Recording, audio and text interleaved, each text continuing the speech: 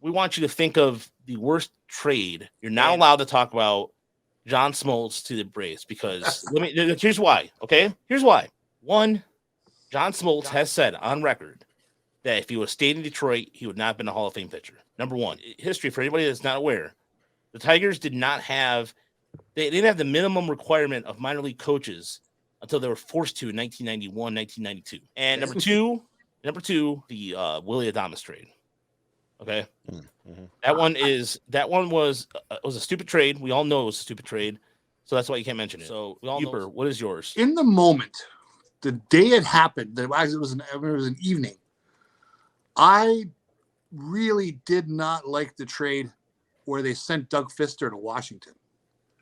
I thought they were cashing in for 70 cents on the dollar there. I did not understand Lombardozzi at all. I didn't like that they had a list of pitchers that they wanted, and that's all they were going to get was Robbie Ray. When I thought they really needed offense if they were going to move Doug Fister that year. That was a trade I just did not like it in the moment. I thought they could have done better for a guy coming off the couple of year run that he had. So that was one that ticked me off in the moment. It didn't work out so bad for them, but I didn't like that one. I never thought that Eugenio Suarez was going to be like a 45 home run hitter by any means, but I remember when that trade went down, it was in the winter meetings, right? And it was, I think, after they had traded for Cespedes. Does that seem right? Same year? Yeah, I think that was the same year. Yeah. And then the word came out that, like, they've traded for a starting pitcher for the Reds. And everybody I remember going around on Twitter was like, hey, well, as long as it's not Alfredo Simon, we're good. and then sure enough, it was Alfredo Simon. Like, what are you doing? Like, it felt like, baseball fans, this wasn't, I don't know, what was that? Like, less than a decade ago, but baseball fans at that point knew, like, what, pitching luck looked like. And Alfredo Simon just had an incredibly lucky year that led him to win, make an all-star team, but he was not a good pitcher. And it just felt like a bad deal. Like it didn't make any sense. And it turned out that way. Simon ended up, I think, leading them in innings pitched the next year, but they were awful innings. And of course, Suarez went on to do his thing. Like I said, I didn't expect him to do what he's done.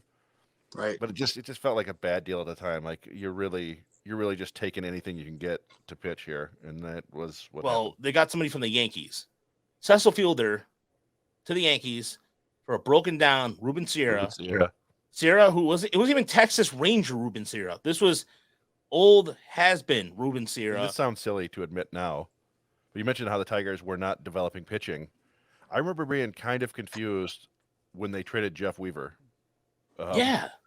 Because in retrospect, you look back and you go, okay, it was just a complete teardown. That's what they were doing. But like at the time, he was their best homegrown pitcher. I mean, Justin Thompson had his brief little run, but Weaver was a solid mid-rotation starter for like 3-4 years there, and they just got rid of him. I'm like, what are you guys doing? It turned into Jeremy Bonderman, who became Jeff Weaver, I guess. But that was kind of confusing to me at the time. I can't say that I was terribly angry. I think I was mostly into the Pistons at that point. Ooh, that one too. That's another one. Edgar Renteria trade. Ooh, boy, I was pretty angry that day. Didn't like that move at all. I thought, admittedly, Jair Jurgens was going to be a star, and that obviously did not happen. But I never understood getting Renteria, an old shortstop on on a short deal. In that trade, but that I was kind of ticked that day. I don't remember disliking that because that was the same year they traded for Miggy. They had signed Sheffield the year before. It was clear they were just kind of going all in. And Dombrowski, of course, had Renteria back in '97, right?